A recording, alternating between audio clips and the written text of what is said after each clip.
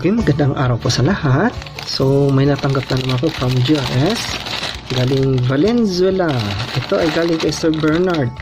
So, legit po din to siya na ating kabarya. So, pinadala niya to sa akin nung bago mag Holy Week. Kaya ngayon lang natanggap.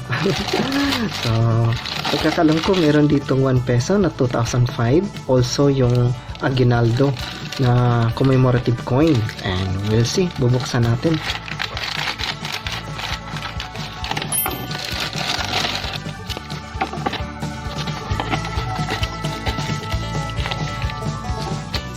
Wow. So, ito na po yung mga barya. Thank you po, sir. Na-receive ko na, Sir Bernard. Okay, yung 1 peso na nakuha ko sa auction BU. So, okay pa naman siya. Okay, so far, okay po. And then yung likod, may mga hairlines lang din. Oh, I see. So, try natin siyang tanggalin dito sa kanyang case later. And then ito yung 2005, isa sa mga hard to find na 1 peso.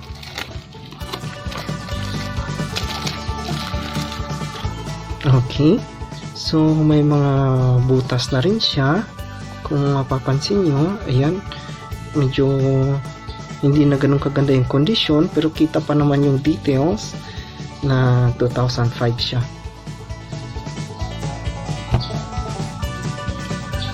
Okay po, so yung likod parang mga napalo, I think siya, di ako sure kung ano yung pinalo dito. Hindi naman po siya chop marks. I think masyado na lang talaga siyang circulated, but since 2005 siya, hard to find sa mga 1 peso, ay may value po siya po. Ayan, so meron din akong isa pang 2005, compare natin siya later. But so far, since kaya nga 2005, may extra value po yung mga ganitong coins sa mga collectors. Dahil sobrang bihira talaga siya mahanap.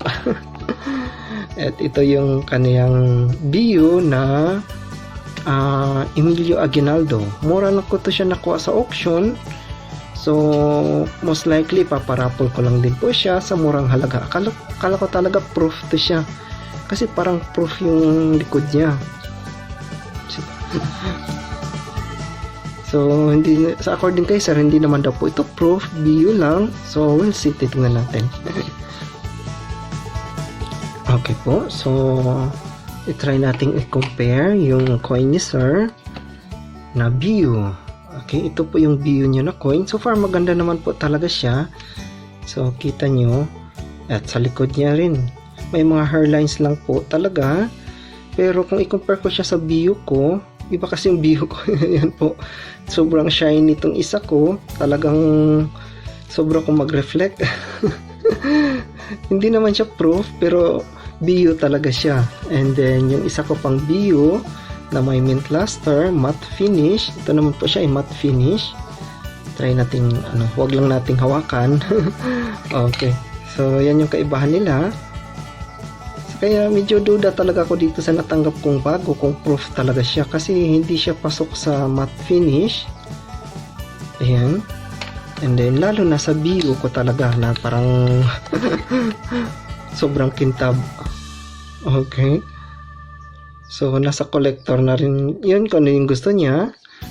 Pero pare-pareho silang BU, kaso lang ito lang medyo kakaiba. Yan, pagtabihin natin silang tatlo. Ay, meron pa yung pang-apat ko. So, ito lahat yung mga Emilio Aguinaldo ko. Yan. So, pare-pareho naman po silang BU. Ito lang siya may mint luster, matte finish. And siya rin may mint luster. And ito siya yung BU na sobrang kintab. Itong kay sir, iba kasi yung sa gitna niya. Tingnan nyo, medyo matte yung gitna. Tapos yung sa labas niya ay parang yan yung shiny. So ito naman siya, pati yung sa gitna shiny talaga. Ganun din sa iba. Ayan, yung gitna lang ay medyo na iba. So kaya nagdududa talaga ako kung dito talaga ba siya sa proof. Ayan, kaya duda ko proof ito siya, pero na-circulate lang ng husto, kaya nawala yung pagka-proof niya. Ayan, sa harapan Okay. So, yung harapan kasi ng mga ito, ayan, ito naman siya, yung isa may mint luster lang talaga, sobrang kintab.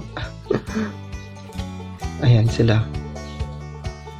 Ito siya, yung background niya, sobrang kintab kumpara sa mukha. So, kung pansinin nyo kasi yung mga bio, halos pare-pareho yan sila, mapamukha, mapa-background, pareho silang makintab. Pero ito siya, hindi. Kaya strange talaga siya sa akin. Duda ko talaga siya. Dati siyang proof, pero dahil na-expose masyado sa circulation, hawakan, napunasan, natanggal na yung pagkaano niya, yung matte. So possibly parang matte yung mukha yung parang hindi masyadong shiny, tapos yung gilid yung parang mirror finish. So doubtful ako talaga dito kung bio to siya, kasi partially para siyang proof na na-circulated lang ng husto. Anyhow, mura lang ko lang din nakuha sa auction. So pwede nating iparaffle din sa murang halaga lang. But I'm not sure kung bio talaga to siya. But since yun yung dineclare ni Sir Bernard, bio daw to, so let's stick to it. Pero ako parang hindi ako convinced kasi na bio siya.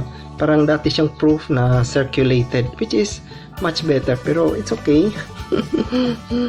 And then yung ating 1 peso.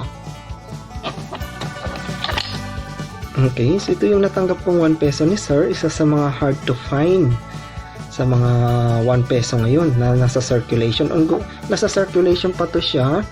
Medyo mahirap lang talagang hagilapin. Ayan, 2005. Meron ako isa dito, nakip ko na 2005. Ito siya, mas maganda pa yung collection. And then yung 2006, yung semi-hard to find. So, ito sila magaganda pa talaga. Compare dito, na may mga parang na-punch siya or nabutasan nila. Hindi natin alam kung anong napalo, saan to siya. But anyhow, it's worth to keep kasi nga hard to find yung ganitong year, 2005 sa 1 peso. So, thank you po sir, na-receive ko na po. Maraming salamat po.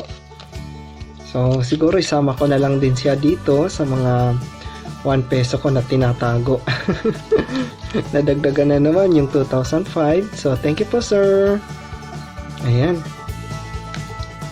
And then yung mga 25 peso na Emilio Aguinaldo, nadagdagan na rin. Thank you po sir.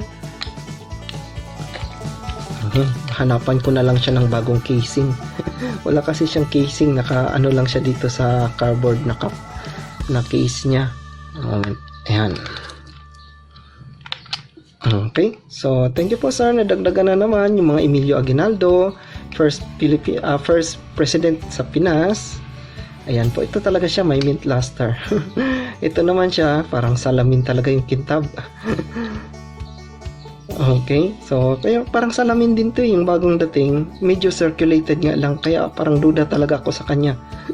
And then yung proof, ayan, so far nakailan na, 1, 2, 3, 4, 5, 5 Emilio. So thank you po sir. Ito siya, kinuha lang nila sa mga set sa yung 1975 na set, pinuto lang nila. So meron din ako dong nakaset, so ito na. So ito lang yung nahiwalay, kaya kinuha ko rin. So nasa collector na lang yan kung anong gusto niya, proof, bio or uncirculated. Ito siya, parang metal polish, pero hindi naman siya metal polish. Titingnan mo yung buhok niya. Ayan, kasi yung iba talagang sinadyang pakintabin, pero ito duda ko hindi talaga siya metal polish. Kasi yung hibla ng buhok, kitang-kita pa. Sa metal polish, nawala na yung hibla ng buhok. Okay, so hanapan ko na lang to siya ng capsule para mahiwalay na siya mamaya. Maraming salamat po, na-receive na po yung pinadala niya sir.